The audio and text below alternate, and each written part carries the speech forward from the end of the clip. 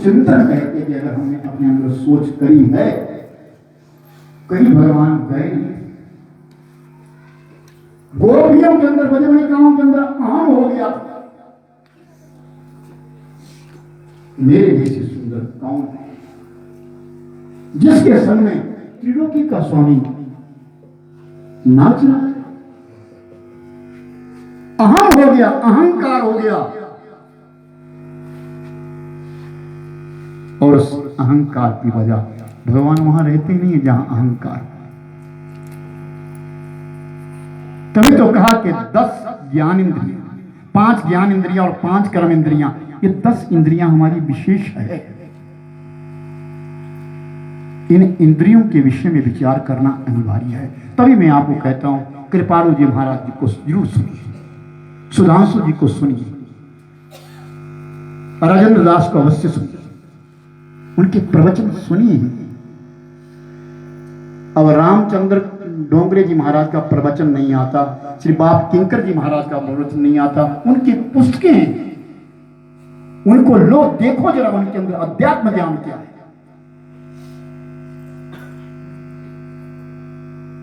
एक भागवत रहस्य है,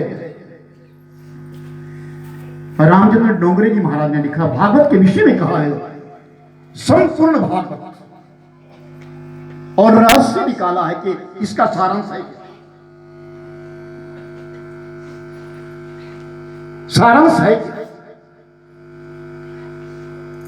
भागवत में कहीं भी कहते राधा जी का नाम नहीं है। तो डोंगरे जी महाराज ने एक सार शब्द निकाला कि वेद व्यास जी ने भागवत को लिखा, सुखदेव जी ने सुना, और राजा परीक्षित को कथा सुनाने वाले जो थे वो सुखदेव जी थे। तो सुखदेव जी के मन में आया कि राधा जी का नाम तो भागवत में बार बार आएगा, तो राधा जी तो मेरे गुरु है, मैं अपने गुरु का नाम इस मुख से कैसे कहूं। गुरु कैसे थे? सुखदेव जी पूर्व जन्म में तोता थे, सुख कहते तोते की।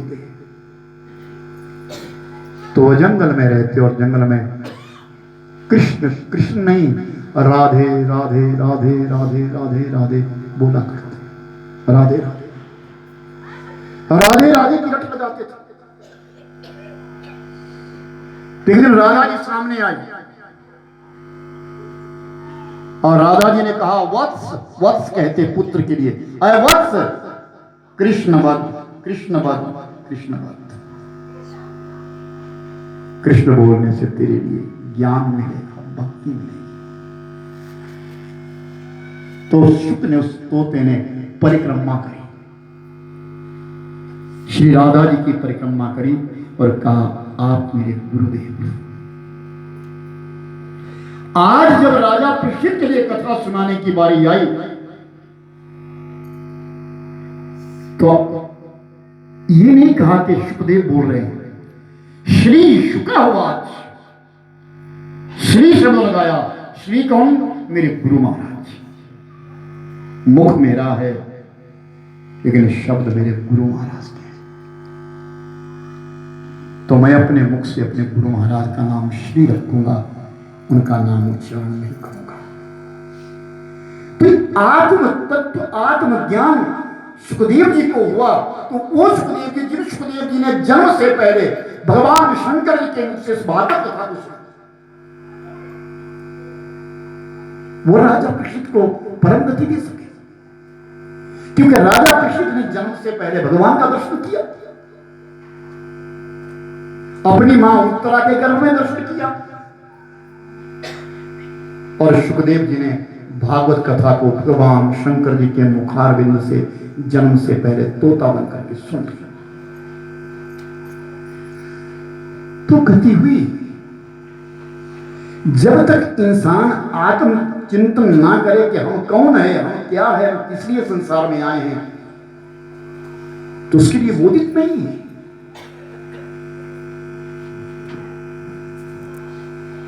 और राजा परीक्षित जी महाराज पावन गंगा के तट बैठकर किस कथा को सुन रहे हैं।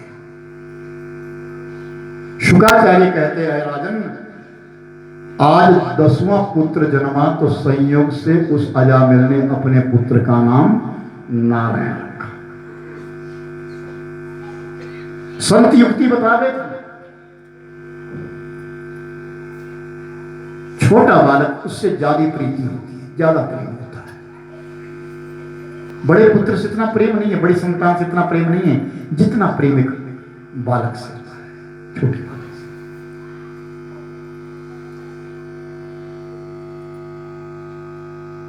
तो जब भी अजामिल आता, जो कुछ लेके आता, नारायण आओ, नारायण आओ, कहां हो नारायण, कहां हो नारायण, जो कुछ लाता पहले नारायण को देने की चेष्टा करता।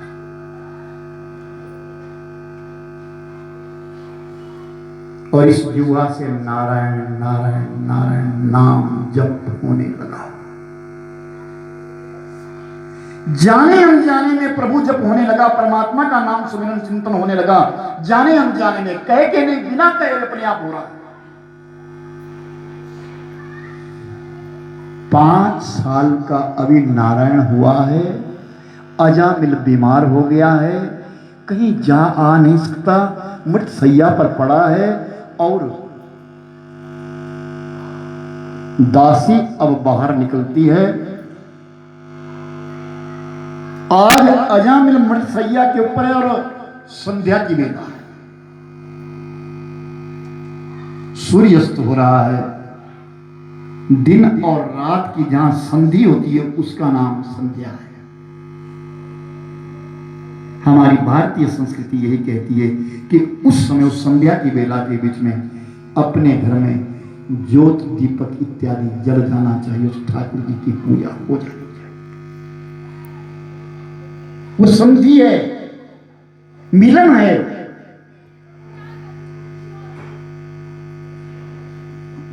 तो प्रभुवर उस अजामिल की संध्या की बेला के बीच में अजामिल को प्यास लगी है, बड़े जोर जोर से पुकारा है, नारायण आओ, नारायण आओ, नारायण आओ, पानी पिलाओ नारायण, प्यास लगी है, प्यास लगी है। लेकिन व्यसकीन सह क्रीडयन्ति यद बाली जनाः, वो बालक छोटे छोटे व्यसकीन अपनी हम उम्र के बच्चों के संग वो खेल रहा है, वो आया नहीं, उसने अपने बाबा की बात नहीं सुनी। लेकिन उस पार्षद, उस समय भगवान विष्णु के पार्षद घूमते हैं, इस धरणी के ऊपर पार्षद घूमते हैं। उन्होंने देखा कोई हमारे प्रभु को बुला रहा है, बड़े सुंदर वस्त्र परिधान किए, भगवान की तरह सुशोभित हुए उनके पार्षद दरवाजे पे खड़े हुए। अजामिल ने देखा ये कौन आ गए। तुरंत उसी समय 2 यमदूत आए, बड़े बड़े सिंह, बड़े बड़े दांत, और बाल कैसे, जैसे यहां आया था ना भी एक साउंड वाला, इधर से इधर और इधर खड़े। ये यमदूतों का लक्षण है। ये आज के बच्चे यमदूत ही तो बन रहे, और क्या है। चंगा भला शरीर दिया है उसको, ढंग से पार यार केस पास कर, ढंग से नहीं नहीं, इधर इधर करेंगे, इधर उसको करने बीच में खड़ा, जैसे वो जौ आते ना नवरात्रों के बीच में आते ना, जो नवरात्रों के बीच में जो जौ लगाते हैं खड़े, हाँ वैसे आज आप सुने नहीं है। हैं? पूरी हो गई? क्या बात है, प्रसाद का समय हो गया ना। तो ये लक्षण है ना, तभी तो कहा ना ये बच्चे कथा में नहीं बैठना कैसे इन्होंने, वो लक्षण ही कुछ उठा हो गया इधर उधर से। अब तो कांटे लगाने लग गए, ऐसे त्रिशूल बनाना है, कुछ करना है, कुछ करना है। तो मेरे भाई बहन, ऐसे दो यमदूत आए, उन्होंने लिखा अजामिल को लेने के लिए आए हैं, वो यमलोक से आए हैं। विष्णु पार्षदों ने कहा तुम क्यों आए? अजामिल को लेने आए, ये नहीं जाएगा यमलोक में, इसने हमारे प्रभु का भजन किया है, ये यमलोक नहीं जाएगा, हमारे परमात्मा का नाम ले रहा है।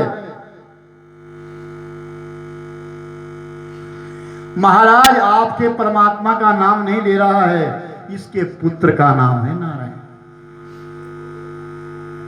साकेत्यम परिहास्यम वास्तुभम हेलनमेव वा वैकुंठ नाम ग्रहण शेषादम हरम विदु। संकेत से, हास्य मजाक से, लाप अलाप से, हिलते डुलते उठते बैठते चलते फिरते किसी ना किसी प्रकार किसी भी बहाने से अगर कोई हमारे प्रभु का नाम लेता है, वो यमलोक में नहीं जाता, वो वैकुंठ जाता है। रिंकू सिंकू टिंकू मिंकू नाम नहीं है, ये अंग्रेजों के कुत्तों के नाम होते थे जो लोग अपने बच्चों को बुलाते।